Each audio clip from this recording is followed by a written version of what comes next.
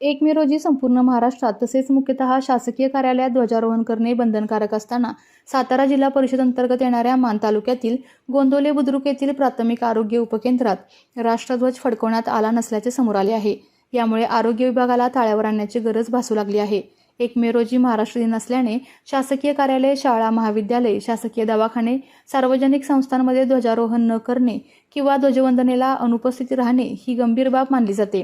अशा परिस्थितीत जर शासकीय कर्मचारी किंवा अधिकारी ध्वजारोहण कार्यक्रमास अनुपस्थित राहिल्यास त्यांना कारणे दाखवा नोटीस बजावली जाते। महाराष्ट्र नागरी सेवा वर्तणूक नियम 1979च्या कलमानुसार उल्लंघन मानून निलंबन किंवा शिस्तभंगाची कारवाई देखील केली जाते। ध्वजारोहण कार्यक्रमास उपस्थिती अनिवार्य असते। अनुपस्थित राहिलेल्या कर्मचाऱ्यांची हजेरी घेऊन त्यांच्यावर कारवाई करण्याबाबतचा अहवाल संबंधित विभागाकडे सादर करावा लागतो। काही प्रकरणांमध्ये आरोग्य विभागांतर्गत असणाऱ्या कार्यालयात ध्वजारोहण न झाल्यास समुदाय आरोग्य अधिकारी किंवा जबाबदार अधिकाऱ्यांवर गुन्हा दाखल करण्याची प्रक्रिया करण्यात येते। ध्वजसंहितेनुसार राष्ट्रध्वजाचा अपमान झाल्यास राष्ट्रीय सन्मान प्रतिबंधक कायदा 1971 अंतर्गत कारवाई करण्यात येते। थोडक्यात असे की महाराष्ट्र दिनी ध्वजारोहण न करणे हे राष्ट्रीय कर्तव्याचे उल्लंघन मानले जाते आणि त्यासाठी संबंधितांवर निलंबनाची कारवाई करण्यात येते।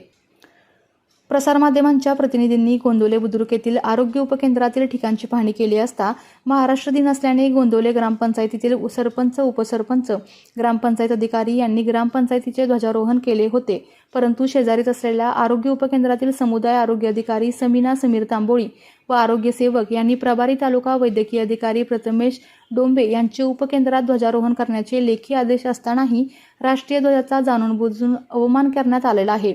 प्राथमिक आरोग्य उपकेंद्र शेजारीच ग्रामपंचायत कार्यालय आहे। या ठिकाणी ठरल्याप्रमाणे ध्वजारोहण करण्यात आले, परंतु शेजारीच असलेल्या आरोग्य उपकेंद्रात ध्वजारोहण न झाल्याने समुदाय आरोग्य अधिकारी व आरोग्य सेवक यांच्यावर सातारा जिल्हा परिषदेच्या मुख्य कार्यकारी अधिकारी याशिनी नागराजन, जिल्हा आरोग्य अधिकारी डॉक्टर महेश खलिपे, गटविकास अधिकारी प्रदीप शेंडगे यांच्याकडून निलंबनाची कारवाई करण्यात यावी अशी मागणी करण्यात येत आहे।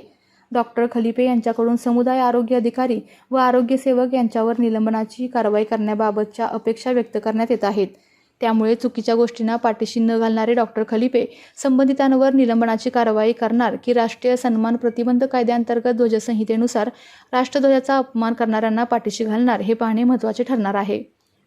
आपल्या तालुक्यातील जिल्ह्यातील बातम्या सर्वप्रथम पाहण्यासाठी आजच सातारा न्यूजला YouTube चॅनलवर सबस्क्राइब करा, लाईक करा, शेअर करा आणि बेल आयकॉन प्रेस करायला विसरू नका।